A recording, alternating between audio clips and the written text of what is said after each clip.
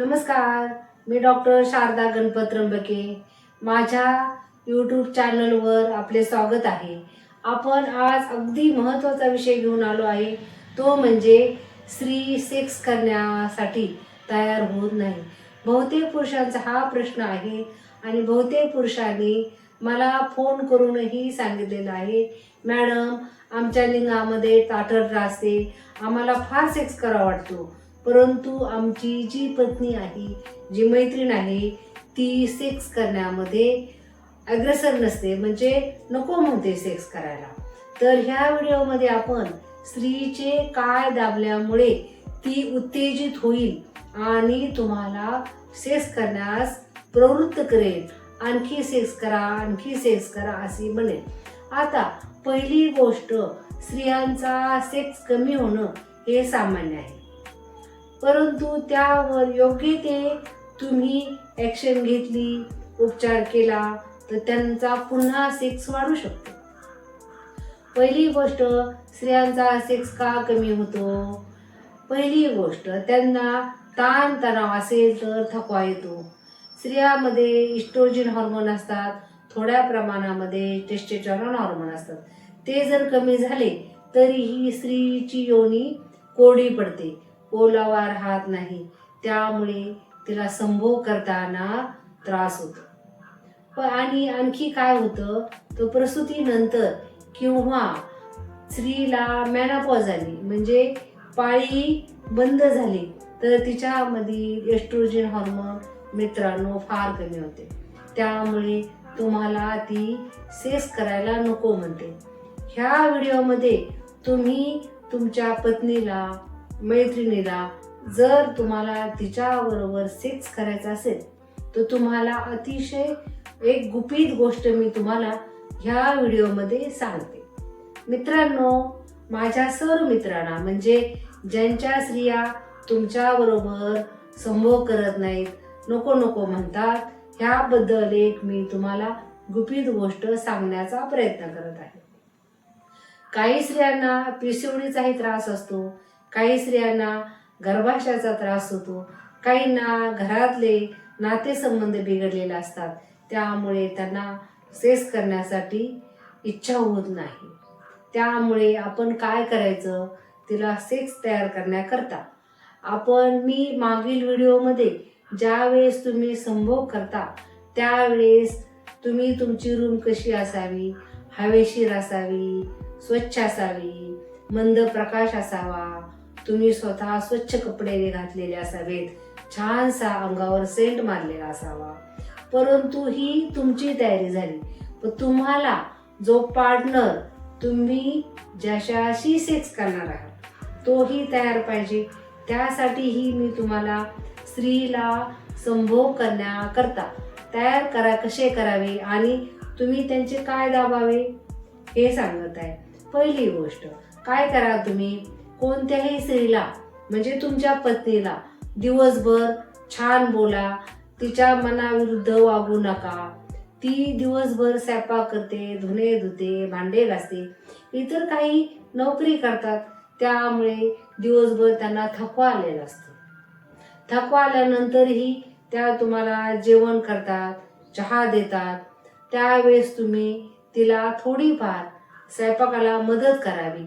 साधं लसूण निवडणं, कोथिंबीर निवडणं किंवा कमीत कमी तिच्या अवतीभोवती फिरणं हेही फार महत्त्वाचं आहे. काही पुरुष TV पाहत बसतात, महिला स्वयंपाक करत बसतात, तिच्याशी संवाद साधत नाही. ही पहिली गोष्ट लक्षात ठेवा.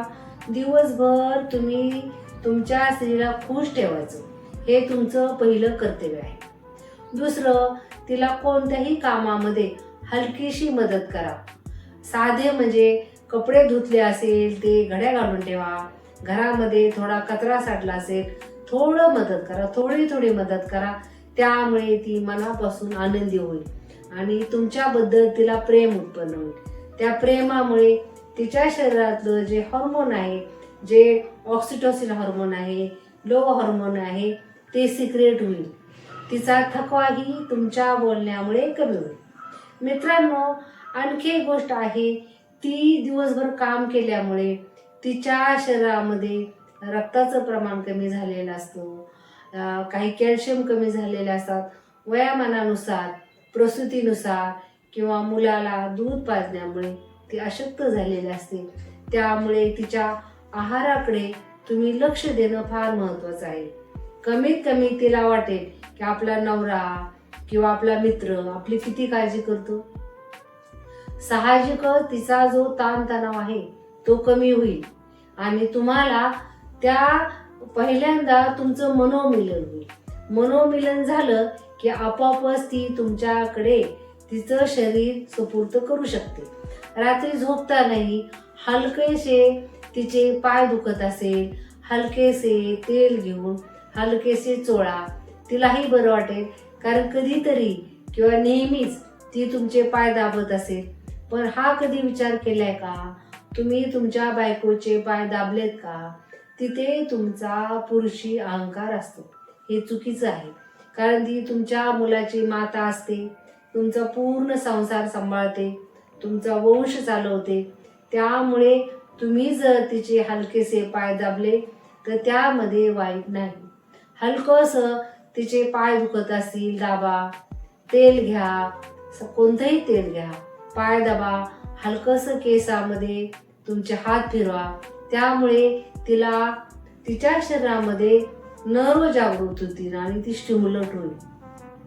प्रत्येक वेळेस तुम्ही सेक्ससाठी तिच्याकडे जाता, कर आपल्याला सेक्स करायचा आहे, त्यामुळे ती तयार होत नाही.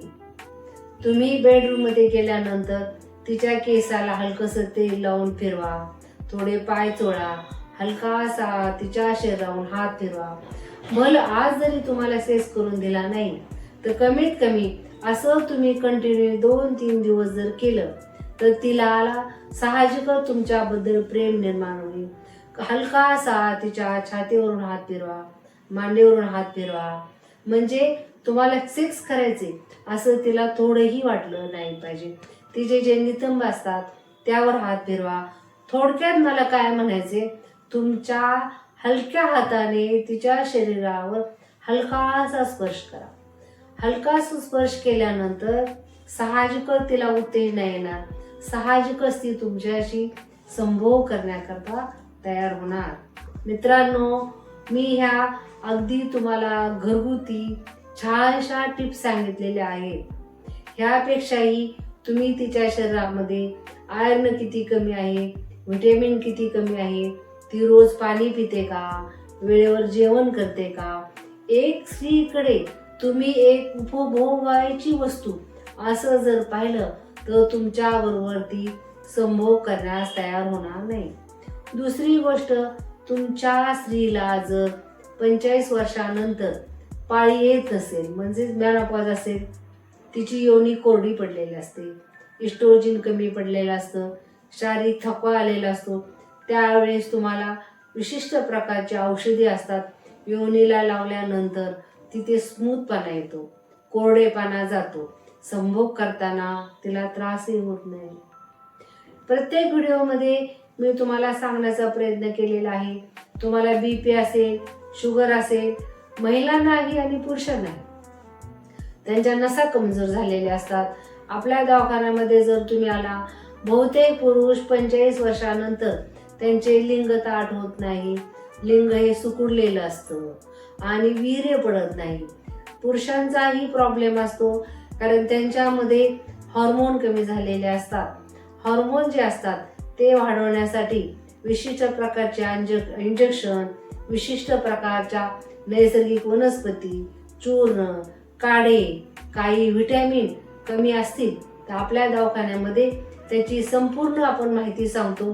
आणि मी स्वतः त्यांना कॅल्शियमच्या गोळ्या, व्हिटॅमिनच्या गोळ्या, आयर्नच्या गोळ्या, हे तुमचं ॲलोपॅथी झालं, हे तुम्हाला नेहमी घ्यावं लागणार. परंतु आपण जे काढे बनवतो ते नैसर्गिक असतात. वयामानानुसार तुम्हाला ॲलोपॅथी औषधाचा त्रास होतो, आपण एक नैसर्गिक आयुर्वेदिक औषध देऊन तुम्हाला, म्हणजे पुरुषांनाही आणि महिलांनाही सेक्स करण्याकरता काय फायद्याचे आहे काय नाही हे सांगण्याचा मी भरपूर दवाखान्यामध्ये आल्यावर प्रयत्न करते. जे पेशंट आपल्या दवाखान्यामध्ये आलेले आहेत त्यांना ही सर्व माहिती आहे.